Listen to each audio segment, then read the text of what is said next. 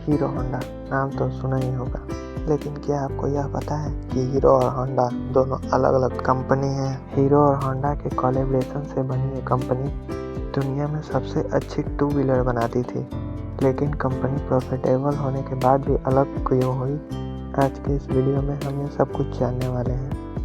दरअसल हीरो एक साइकिल बनाने वाली कंपनी थी जिसकी शुरुआत बृजमोहन लाल मंजान ने 1956 में रखी थी और देखते ही देखते 1975 में ये भारत की सबसे बड़ी साइकिल बनाने वाली कंपनी बन गई। साल 1986 में इसका नाम दुनिया की सबसे बड़ी साइकिल बनाने वाली कंपनी में शामिल हो गया, लेकिन उसी समय इन्होंने देखा कि फॉरेन मार्केट में मोटरसाइकिल बिजनेस भी काफ़ी तेज़ी से ग्रो कर रहा है, लेकिन इंडिया में तो लोगों के पास सिर्फ स्कूटर के ही ऑप्शन है, इसीलिए वे इंडियन मार्केट में मोटरसाइकिल को भी लाना चाहते थे।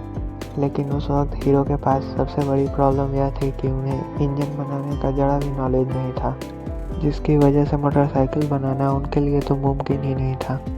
इसीलिए उन्होंने इस प्लान को एग्जीक्यूट करने के लिए किसी विदेशी कंपनी के साथ कोलैबोरेशन करने का सोचा। तभी बृजमोहन लाल ने हीरो के थ्रू दुनिया की सबसे बड़ी मोटरसाइकिल बनाने वाली जापानीज कंपनी होंडा के पास अपना प्रस्ताव भेजा। अब क्योंकि उस समय कोई भी विदेशी कंपनी भारत में डायरेक्टली अपना बिजनेस स्टार्ट नहीं कर सकती थी, ऐसे में इस प्रपोजल के जरिए होंडा को इंडियन मार्केट में उतरने का एक सुनहरा मौका था, जिसे होंडा कंपनी नहीं गंवाना चाहता था। इसीलिए इन दोनों कंपनियों ने 1984 में एक दूसरे के साथ कोलैबोरेशन कर लिया। इन दोनों कंपनियों के बीच एक एग्रीमेंट साइन हुआ था कि हीरो बाइक्स के लिए पार्ट्स बनाएगा और होंडा उसके लिए इंजन सप्लाई करेगा। इसके अलावा उन्होंने एक एनओसी भी साइन करी थी, जिसके अकॉर्डिंग दोनों कंपनी फ्यूचर में कभी भी एक दूसरे के मुकाबले अपना प्रोडक्ट लॉन्च नहीं करेंगे। और गाइस, दोनों ही कंपनी एक दूसरे के बात से सेटिस्फाइड थी। इसके बाद से ये डील फाइनल हो गई और यहीं से हीरो होंडा की शुरुआत हुई। हीरो होंडा का सबसे पहला प्लांट हरियाणा में बनाया गया, जहां से दोनों कंपनियों ने मिलकर तुरंत ही बाइक्स की मैन्युफैक्चरिंग स्टार्ट कर दी। 1985 में जब उन्होंने अपनी पहली बाइक सीडी 100 लॉन्च की तो यह बहुत तेजी से पॉपुलर हुई, जिनकी इन्हें उम्मीद भी नहीं थी। इंडियन मार्केट में बाइक का कॉन्सेप्ट नया था और दूसरा, इनका इस बाइक की माइलेज भी बहुत बेहतरीन थी। इन्होंने मैन्युफैक्चरिंग के समय एक बात का खास ध्यान रखा था कि जो भी बाइक मैन्युफैक्चर हो, मिडिल क्लास के लिए अफोर्डेबल होना चाहिए। इस कॉन्सेप्ट के बाद से लोग इसके काफ़ी दीवाने हो गए थे, क्योंकि अब स्कूटर से बेहतरीन माइलेज बाइक में मिल रहा था।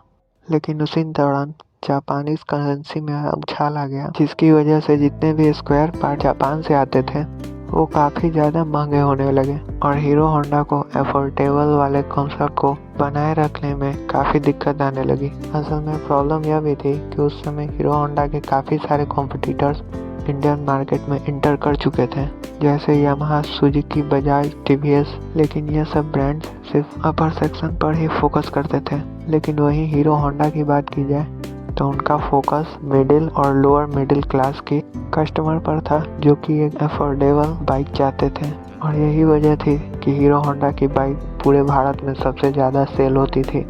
देखते ही देखते कंपनी का प्रॉफिट 10 मिलियन को क्रॉस कर गया, जो कि उस ज़माने में बहुत बड़ा था। अब यहाँ तक तो चीज़ें काफ़ी ठीक नज़र आ रही थी, लेकिन अंदर से सिचुएशन बहुत पहले से ही खराब होनी शुरू हो गई थी।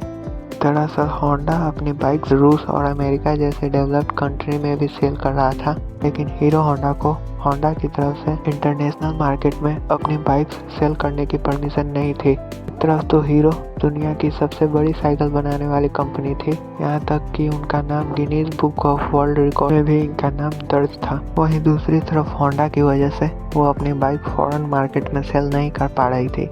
असल में इंडिया के बाहर हीरो होंडा को सिर्फ नेपाल, भूटान, बांग्लादेश जैसे आसपास की कंट्री में ही बाइक्स को सेल करना अलाउड था, जिसकी वजह से हीरो कंपनी इंटरनेशनल मार्केट में जो पोजीशन चाहती थी वह उसको नहीं मिल पा रही थी।